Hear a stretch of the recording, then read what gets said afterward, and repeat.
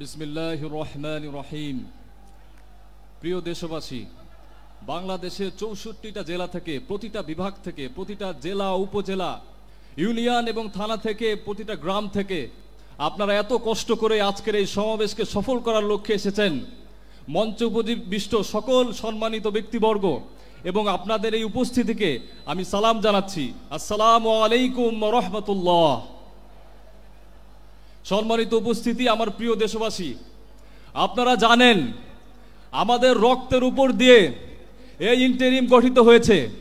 এই ফ্যাসিবাদী স্বৈর শাসনের অবসান ঘটাতে আমরা সক্ষম হয়েছি একমাত্র আল্লাহ তাআলার সাহায্যে। আমাদের কিছুই করার ক্ষমতা নেই যদি আল্লাহ তাআলা আমাদের উত্তম সাহায্যকারী না হন। ওয়াকাফা বিল্লাহি ওয়ালিয়াউ ওয়াকাফা বিল্লাহি নাসিরা। Allah is enough as an ally, Allah is enough as a helper. Allah যথেষ্ট আমাদের জন্য সাহায্যকারী হিসেবে, আল্লাহ যথেষ্ট আমাদের জন্য অভিভাবক হিসেবে। মহান আল্লাহ রব্বুল ইজ্জত আমাদের সাহায্যকারী হয়েছিলেন, মহান আল্লাহ রব্বুল ইজ্জত আমাদের অভিভাবক হয়েছিলেন। তাই এই 24-এর গণ অভ্যুত্থান আমরা সফল করতে সফল হয়েছি। আমাদের কোনো ক্ষমতা নেই আল্লাহর ক্ষমতা ছাড়া। সম্মানিত উপস্থিতি, আপনারা জানেন আমি ভয়ের সাথে হৃদয় ভরা দুঃখ নিয়ে স্মরণ করছি এই 19শে জুলাইকে, যেদিন ইন্টারনেট শাটডাউন করে দেয়া হয়েছিল বাংলাদেশের প্রতিটা জায়গায়, গণহত্যা চালানো হয়েছিল প্রতিটি জায়গায়, বলা হয়েছিল ইন্টারনেট এমনি এমনি বন্ধ হয়ে গিয়েছে। আমি আরো স্মরণ করছি সেই ফ্যাসিবাদীদের যারা স্বৈরাচারী খুনি হাসিনার সাথে বৈঠক করেছিল। আজকে তারা শিল্পপতি ছিল, বাংলাদেশের সবচেয়ে ক্ষমতাধর ব্যক্তিবর্গ, এবং শেখ হাসিনাকে তারা শক্তি জুগিয়েছিল এবং বলেছিল এই আন্দোলনকে দমাতে আমরা আপনার পক্ষে আছি। কিন্তু আল্লাহর ইচ্ছায় তারা সফলতা অর্জন করেনি, কারণ জালিমরা কখনো সফল হয় না। আপনারা জানেন আমার পাবলিক ইউনিভার্সিটির ভাইদের যখন দমন পীড়নের পরে তাদের আওয়াজকে দমিয়ে ফেলা হয়েছিল, এই প্রাইভেটের শিক্ষার্থীরা বুকের তাজা রক্ত দিয়ে এই আন্দোলনকে সক্রিয় করেছিল। এই কওমির ভাইরা এই আন্দোলনকে সক্রিয় করেছিল 18 জুলাই থেকে।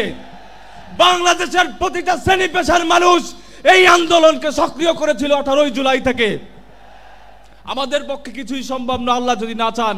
আমি বারে বারে একটি কথাই বলবো, আমি স্মরণ করছি ফ্যাসিবাদী সেই সময়কাল যখন শিবির সন্দেহে আমাদের সনাতন ধর্মাবলম্বী ভাই বিশ্বজিৎকে দিবালোকে কুপিয়ে হত্যা করেছিল।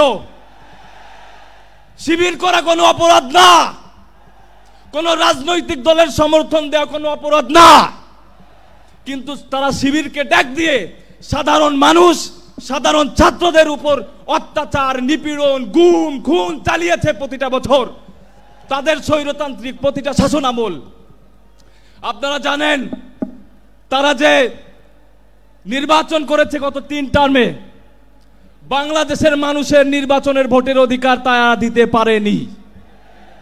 জামাত ইসলামের আজকের এই 7 দফা যে প্রপোর্শনাল রিপ্রেজেন্টেশন বা পিয়ার পদ্ধতির প্রস্তাব এসেছে, সেটা সকল বাংলাদেশের মানুষের ভোটাধিকার এবং ক্ষমতায় যাওয়ার সুষ্ঠু প্রক্রিয়ার একটি পরিচায়ক।